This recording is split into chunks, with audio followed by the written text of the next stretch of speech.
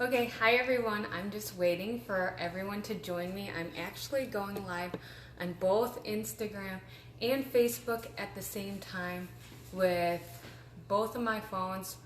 I'm using my old phone for the Instagram live.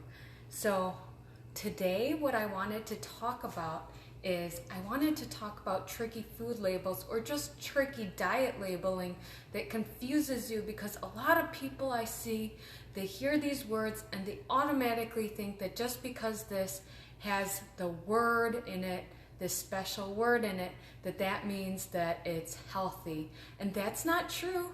And that's not true. So I wanted to explain to you what each of these terms mean and what to really think of them. Okay, so I do have a little bit of notes here about some of this stuff because I'm not a scientist, but I do know a lot about this, that they tried to trick you so you buy stuff because you think it's healthy, but you're not really losing weight, you're not really getting healthier, you're just buying something with a special word on it. Okay, so I put the words in a bowl and we're going to talk about them one by one once we figure out the words, okay? So the first word that I see here is sugar-free. Now, a lot of you might have bought sugar-free candy, sugar-free cookies, a lot of sugar-free things, and you automatically think, or even pop or something, and you automatically think that because it's sugar-free that you can eat more of it, or maybe because it's sugar-free it's healthier for you. Like maybe a diet pop that's sugar-free is healthier for you than a regular soda or a sugar-free dessert. Now, if you're diabetic, you might have to avoid sugar, and I agree with that. But I don't think sugar-free is necessarily healthier because they're using other things to give the food the flavor that's not sugar, and I don't know what it is in the food, but it's not sugar. So just because the label has sugar-free doesn't mean it's going to make you skinnier. It doesn't mean that it's healthier for you. All it means is that they use something else in replacement of the sugar to give the food flavor. So if you're eating something sugar-free, like a sugar-free candy bar or a sugar-free soda, there's other chemicals usually in there that make it not necessarily good for you, okay? Oh, and if any of you guys have questions while I'm doing this video, or you want to comment, or you don't agree with me, go ahead and comment below, because I'm here to answer all your questions, okay? So the second label, of course this one came up, that a lot of people automatically assume is healthy just because it has this label on it, is vegan, okay? So hi Diane. So just because something is vegan doesn't mean it's healthy. Like a lot of things, vegan means no animal products, no honey, no eggs, no nothing. So they're gonna have to use, like say for a vegan dessert, something else in place of that so you can still create the food.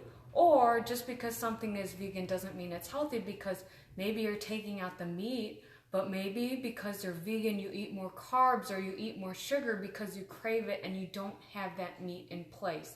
So just because something is vegan doesn't make it healthier than the carnivore counterpart, okay?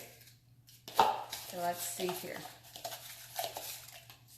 All right, I got the word juice cleanse. A lot of people, sorry, I'm trying to say hi to everybody. A lot of people think that you can cleanse your body, do a 2 or 3 day or a week juice cleanse, and that's gonna make you healthier, or that's gonna make you feel better. Well, that's a lie too. And the reason it's a lie is because it just is. I mean, there's no way you can just drink a bunch of juice and cleanse your body of all its toxins. That doesn't even make sense. It's just some way for them to sell you or to tell you to drink a juice to make your body healthier so you can buy their juice product. Now, juicing is good, but when you're juicing stuff, you are bound to drink more calories and sugar and other stuff than if you just ate the product and chewed it with your mouth. So juicing also takes away all the good fiber from the product, whatever the product is that you're eating. Sorry, I'm trying to line up the cameras perfectly here. So juicing will take away the fiber, so the nutrients are just going through you and you're not getting the fiber to slow all the nutrients down. So is a juice cleanse really work? Well, you're going to lose weight maybe for 3 days because all you're drinking is juice, but in the long run, it doesn't cleanse your body of toxins. It doesn't do any of that. It's just a diet lie. Juice cleanse is definitely a diet lie for sure there. I mean, if you can't eat anything, you don't have teeth, go ahead, do a juice cleanse, but that's not going to detox your body. Okay? All right. The next word I picked up, sorry, I'm going between both cameras here, both my Facebook and my Instagram Live. The next word that I found that a lot of people think are healthier is the word low carb, okay? So I actually know a lot about this, but a lot of people think that because something is low carb, it means it's healthier for you. Sorry. Okay. Because something is low carb, it's not healthier for you just because it's low carb. And a lot of people will say they lose weight on low carb diets. And yeah, that's true for the first couple weeks, or maybe you do lose a lot of weight. But the scientific reason behind why you lose weight when you are on a low carb diet is because the carb molecule sticks onto the water molecule. Carbs hold on to water. And as personal trainers, we know this if you actually took a personal training course, or nutritionists know this. But carbs hold on to water. So when you're not eating carbs, your body won't hold on to as much water, so you're losing water weight. But once you start eating carbs again, all that water comes back and you gain the weight back. Another problem with super low carb, some people might need a low carb diet, but another problem with super low carb diets is that our body is most efficient in using carbs as energy more than any of the other two macronutrients, meaning fats and proteins. So our body uses carbs more efficiently as energy than any other macronutrient. So if you need energy, you're going to really crash when you don't have carbs. So if you're an athlete, or if you're any of those things like an athlete, or you're moving around all day, if you drastically take the carbs out of your diet, you're not going to have energy, and it's going to make you weak, and it's not going to have the results you want. So low carb is not necessarily beneficial. Some people are able to use proteins and fats better than others, and those people might be able to use a low carb diet, and those people might be able to use a low carb diet, but that's only because their body's more efficient. Otherwise, low carb is not really effective because your body uses carbs most efficiently as energy, okay? So another diet term that I'm gonna find here that people get confused about. Okay. Whole foods. There's even a healthy grocery store named after this term, Whole Foods, right here. And okay, like I said before, if anybody has any questions, make sure you comment below or ask me. I'll try to answer them, or I'll look it up. But what Whole Foods means is that a product uses the whole food like in its production. So for example, white bread versus whole wheat bread. Whole wheat bread has all the proteins of the wheat in the bread, but white bread doesn't. So they're thinking that because it has all of the food in it that it's healthier. And okay, I do agree with this to some degree. Like for bread, there's certain proteins in the wheat that help you use the nutrients better. That's why the food is made that way. That's why the food comes together that way.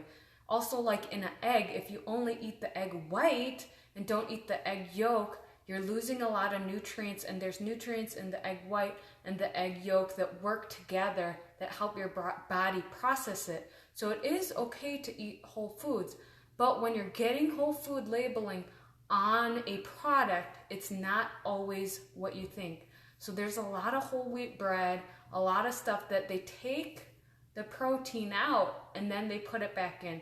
So you can see the whole wheat bread that's like brown, but it doesn't have all those like grains in it. That's usually the whole wheat bread where they bleach the bread or whatever and they take all of the wheat out and then they put it back in. So because of the way they processed it, even though it's a whole wheat or a whole food, it doesn't have the same benefits, okay? And also, what was I looking at here? Okay. Well, anyway, so whole food isn't necessarily a term that makes it more healthy, but I'm gonna say eating the whole food, like just eating a chicken breast without the skin isn't necessarily the best, or just eating the white meat isn't necessarily the best. So there is a truth behind the word whole food, okay?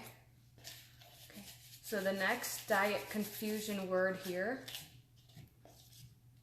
Okay.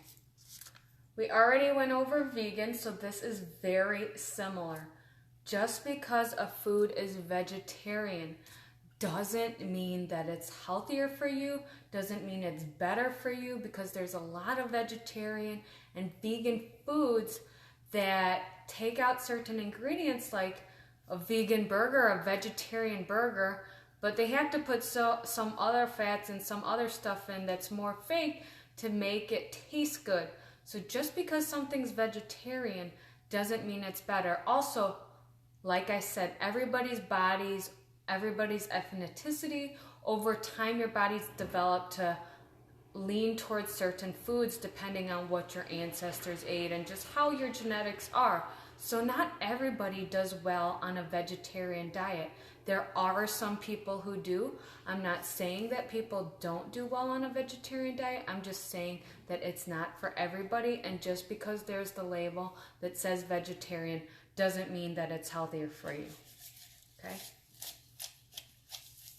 Okay, what word am I gonna pick next? If you guys have any words that I haven't said yet, feel free to comment them below and I'll try to answer your question or I'll look it up.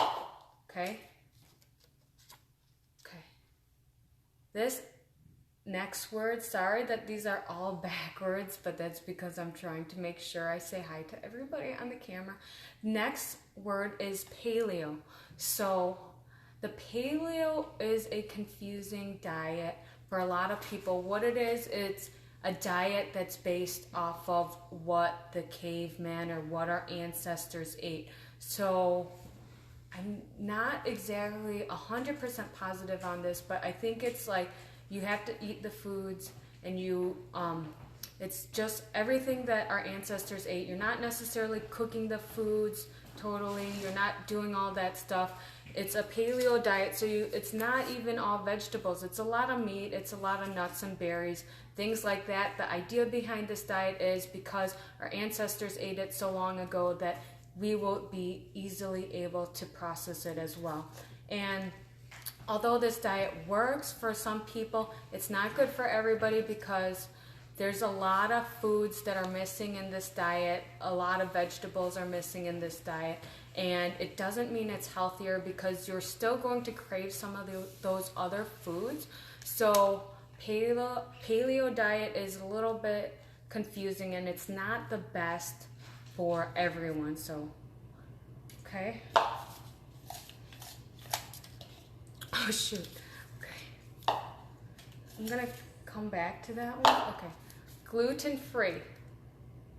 This is very popular right now, and I'll be honest with you, because of some of my digestive issues that I've had, I actually have tried this diet myself. And it can be helpful for some people who have celiac disease or who are actually gluten sensitive. But if you don't have any gluten sensitivities and you don't have any issues with gluten, gluten-free is not necessarily the best diet for you. And people think just because something's gluten-free means it's healthier.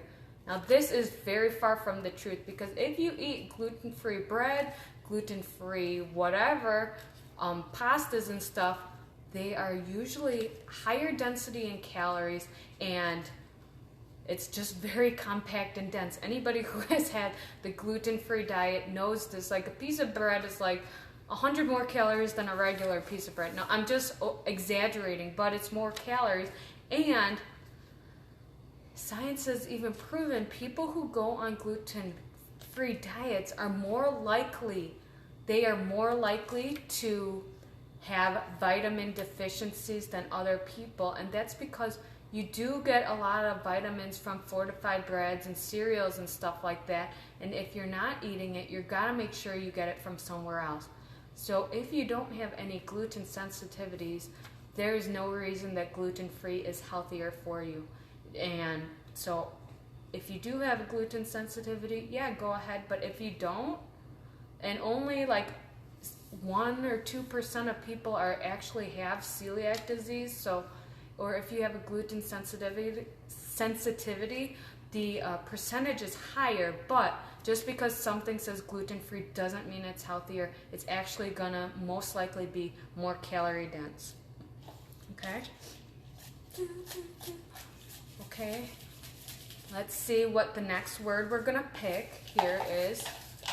For those of you just joining, we're picking confusing diet terms, and I'm trying to explain them to you, okay? All right, meatheads. You're going to be mad at me for this one. This says protein shakes, okay? So everyone's like, you got to have a protein shake, you got to have a protein shake, you got to have a protein shake, blah, blah, blah, blah, blah, okay? The best way to get protein or any of your nutrients is through actually eating them. Like I said before, a shake is you're going to drink more calories with a shake, and the nutrients aren't going to absorb as well, because when you chew, that's the first line your body has to help get all the nutrients in. But you do need protein, and there's protein bars and there's protein shakes and all these protein stuff out there, because people think we need so much protein. You actually, oh my gosh, I wish I knew that. You actually don't need as much as you think. So you only need 1.4 to 1.7 grams of protein. Multiply it per pound per kilogram. Oh, I gotta get this right. I'll write it in the comments. Per pound or per kilogram, which is a big difference of body weight. So you don't need as much as they're telling you that you need, but it is a good idea to have protein in the morning when you wake up, and it is a good idea to have protein after you work out so that you put that protein back in your muscles. But eating things that have a ton of protein aren't necessarily something that's going to be super beneficial to you to just chug down protein shakes, because if you're doing it for no reason, or you think you need more protein than you actually need, you're going to end up gaining weight and gaining calories. So remember, if you need protein, the best way is to eat it. If you need a shake to supplement, that's fine. But just because something is a protein bar doesn't mean it's healthier. A lot of those are sugar laden, a lot of those are calorie dense. Have the amount of protein you need. Don't go overboard, and I will comment below the exact formula how you can find the amount of protein you need. Okay?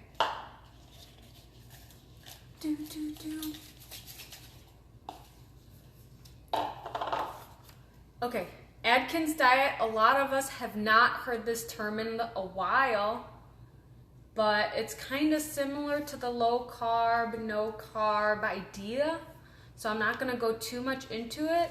It's a diet where bread is the enemy and carbs are the enemy, which man does not live on bread alone. Why is that a common saying? Because we like bread and carbs, and we need carbs for energy. So You need your carbs. People need either 40 to 60% of their calories from carbs, depending on who you are. So if you go on the low side, you still need 40% of your calories. Most of your food needs to be carbs. Remember that, okay? Okay, I got a lot more here. So if anybody, like I said, if anybody has any questions or have any terms they want to add, let me know, okay? All right, this one I've talked about a lot, and people seem to be more knowledgeable on it now, but not so much 10 years ago, or even 5 years ago. So most people know this now, but just because something is low fat doesn't mean it's healthier for you.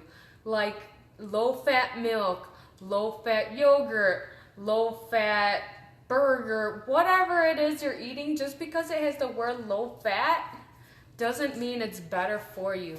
All low fat means is that they took the fat out and probably added something in it to make it taste like more flavorful, like sugar or salt or chemicals.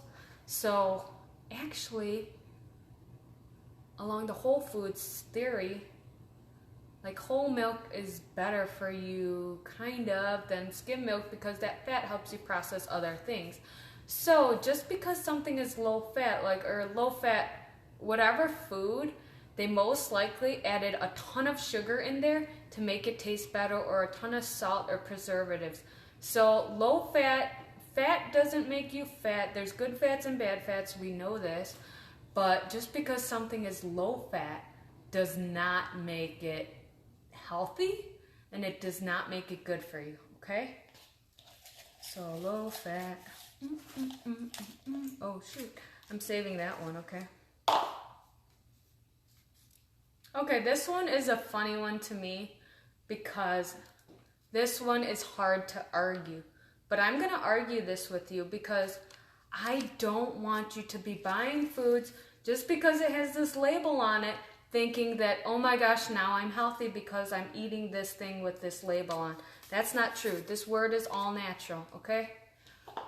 So, people automatically think just because something comes from the earth, just because something comes from the earth means that it's healthy for you.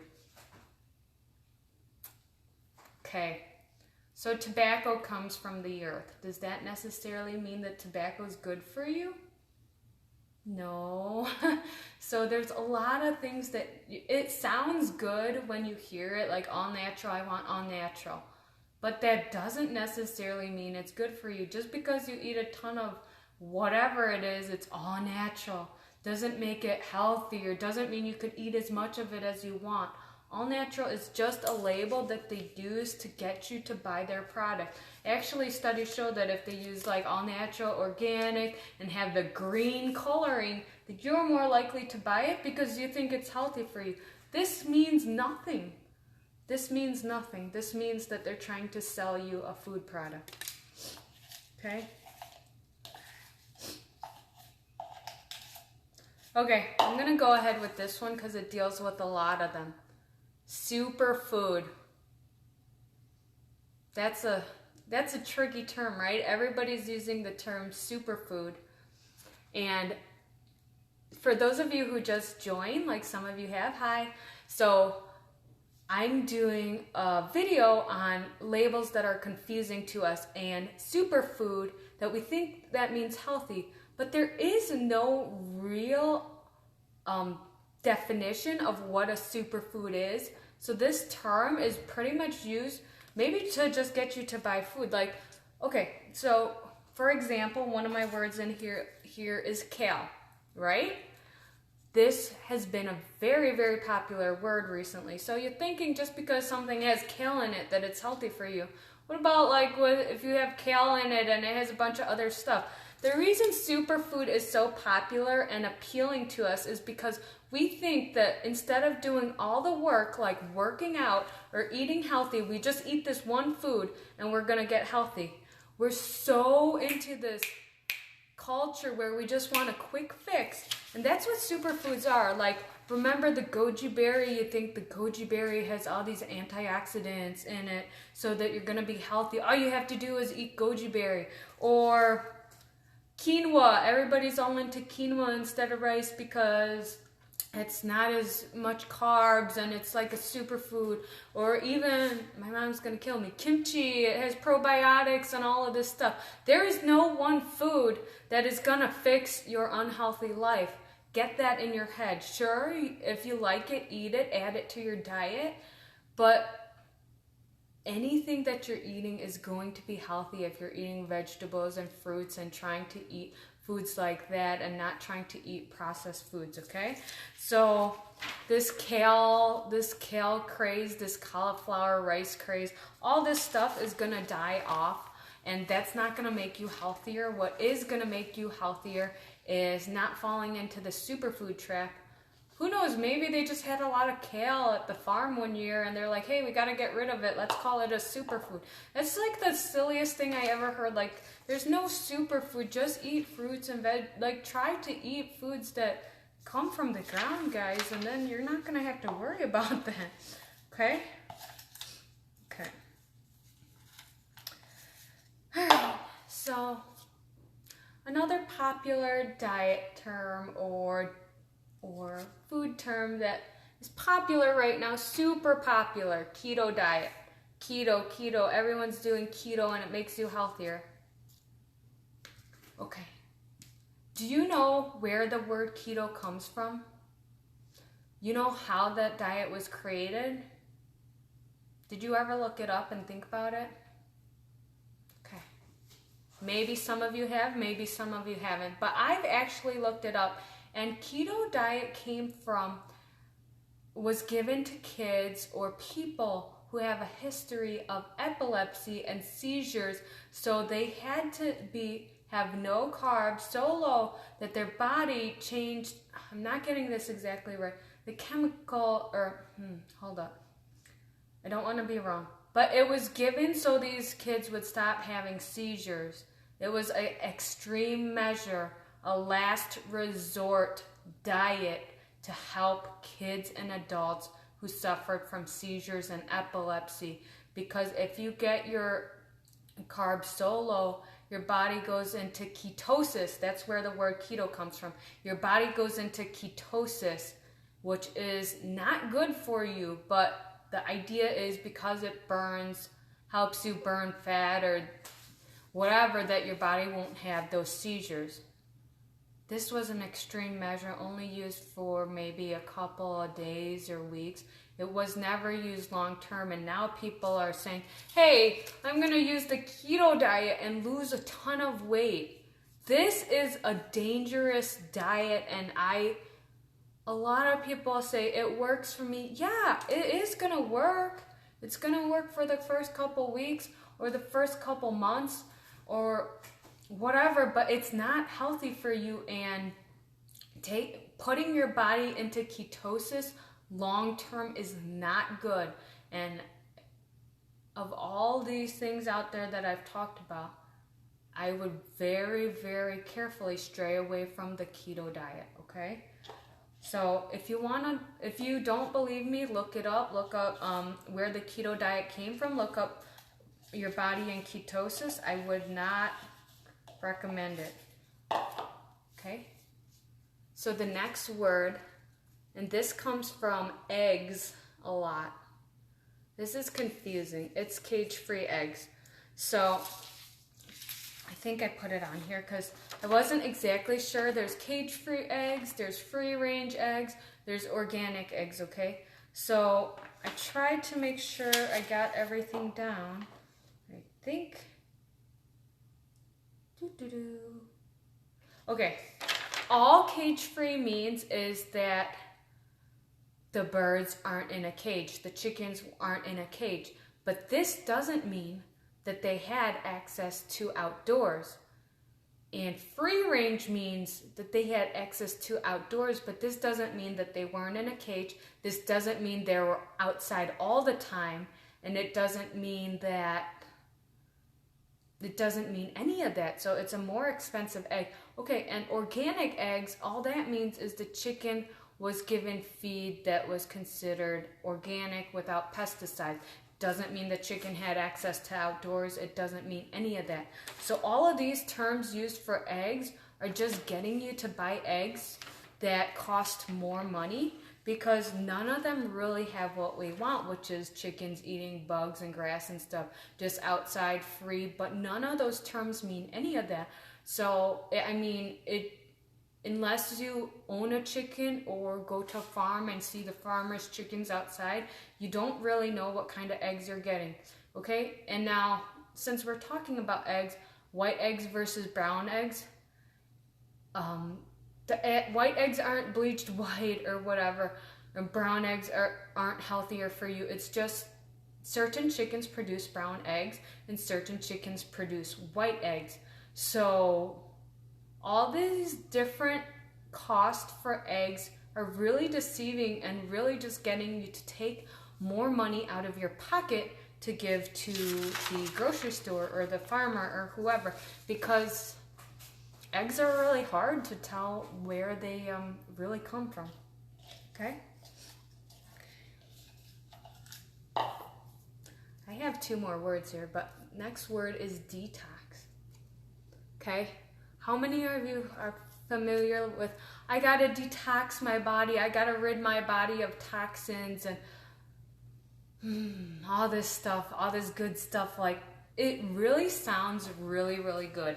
And I know I'm going to be unpopular with a lot of trainers, a lot of nutritionists, a lot of people, because a lot of us buy into this, but you can't really, yeah, eggs are from the chicken, but you can't really, your body naturally detoxes itself, and doing these, like I was saying, juice cleanses and all this thing doesn't really rid your body of any toxins. There's no scientific evidence behind it. There's nothing behind it. It's just a word to use to sell a product.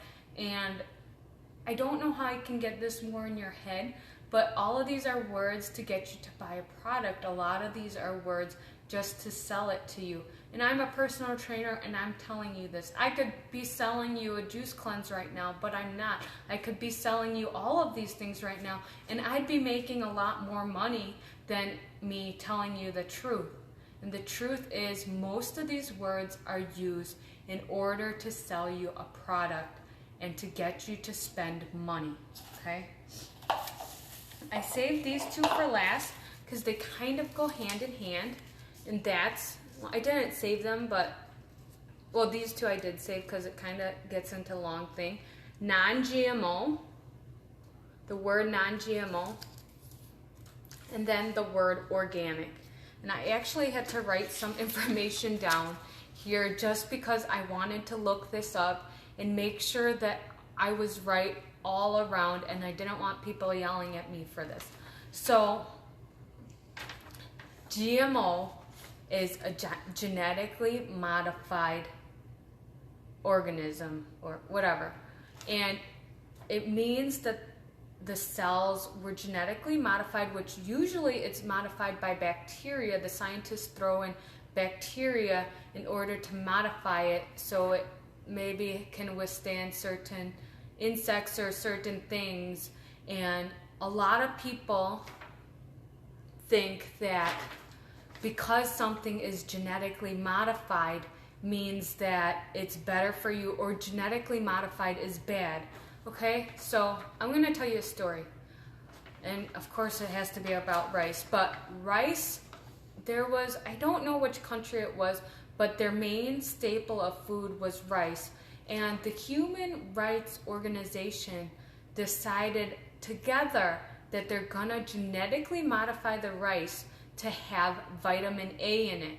The reason that they did that is because most people in that country were deficient of vitamin A, and a vitamin A deficiency causes birth defects. So they genetically modified all of the crops, the rice crops, so that they would have vitamin A, and then it stopped these people from having vitamin A deficiency and having birth defects caused by vitamin A deficiency. So if you look at it that way, is GMO really as bad as people say it is? Maybe some things they are, but there's also a lot of benefits of genetically modified crops, okay? There's also something right now that they're trying to approve, and it's apples that don't brown. The reason they want to do it is for people who live in colder climates. They can get these apples and they don't brown, they don't go bad. Now, is it less nutritious? We don't know. I don't know.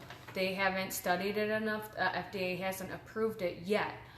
But it would be helpful for people who can't really get fresh fruits and vegetables to be able to ship some type of fruit or vegetable that can come to them that's not going to spoil quickly, right? So there is a reason behind a lot of genetically modified things that you don't know. Okay, so a lot of people think that there's not enough studies behind genetically modified food in order to really know what's going on. Is it new? Kind of, depending on what your definition of GMO is. But they've been putting genetically modified, like from the lab crops, in our food since 1994, and that's a while ago. I don't so that's 94, 2004, 14. So that's 25-ish years ago that they've been doing it. There's been over 1,000 or 1,700, no. Yeah, 1,700 studies on the benefits or non-benefits of genetically modified crops. Okay? So the reason they're created is if we didn't have genetically modified crops and our population keeps growing, we're all going to starve because we won't have plants that withstand certain droughts or certain issues that happen with crops, and we have to have some sort of fight against it. Also, farmers been doing crossbreeding since farmers been farmers, so we've been crossbreeding plants, maybe not the same way that science does, but we've been crossbreeding branches. I don't know if you're a farmer and know how they do it, but sometimes they take a branch off and connect it to another plant, and then they take the best of both plants, and then it becomes this different crop that is able to have the best of both. So is there something wrong with it? That's up to you to decide, really. But for people who like wine and cheese, if you're against GMO, you're pretty much screwed, because almost all wines and cheeses are produced because of GMO, genetically modified things. So some of the arguments people have is genetically modified things cause allergies because it releases a protein that sends a response to the immune system to cause you to have an allergy. Is that true? It can be. So maybe people more sensitive, GMO isn't for them, but for people who aren't, there's no real difference in nutrient value, and there's no real studies really against it. So then here goes where we talk about organic foods. So who's organic really healthy for? For the most part, organic is healthy for the farmer's wallet, the government's wallet, everybody else's wallet, because they know they can charge you double or triple the price of a normal crop to have an organic crop. And did you know that most organic crops still use pesticides and other things? It's just not the same that they use in a GMO product. So some of those pesticides they still use in organic things, and you're still eating pesticides. So if you're all gung-ho about going organic, there's some foods that it matters for and some foods that don't. So think of like fruits and vegetables you eat. So think of like a banana, an apple, and a coconut.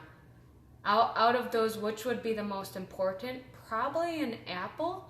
The reason is because the skin is penetrable. You're going to get all the pesticides if you're worried about that. But like a banana, you peel the banana, so you don't have to worry about buying organic bananas because the pesticides aren't really going to penetrate, or a coconut, because it has the hard shell there, so you're not going to worry about that too much. Okay? So just remember when you're buying foods that most likely a lot of the labels on there are to keep the farmers' wallets healthy and the government's wallets healthy. And it's really just so you end up paying more money. There's certain things that if they are important to you, at least educate yourself on why it matters to you. Don't just buy a food just because it says organic, just because it says cage-free, just because it says whatever it says on it. Really educate yourself on what that label means. Then it's okay to do it. But if you don't know and you're just buying because you blindly think it's healthier, just stop. Just buy the cheaper thing. Just help your wallet out. Go buy yourself a nice dress with the money you save. Do whatever it is, because spending money on that is ridiculous if you don't know why you're doing what you're doing. So like I said, I could steal all your guys' money by selling you superfood protein shakes right now, but I'm not going to do that because my goal is to educate you on what really the labels mean and how you can educate yourself as a consumer.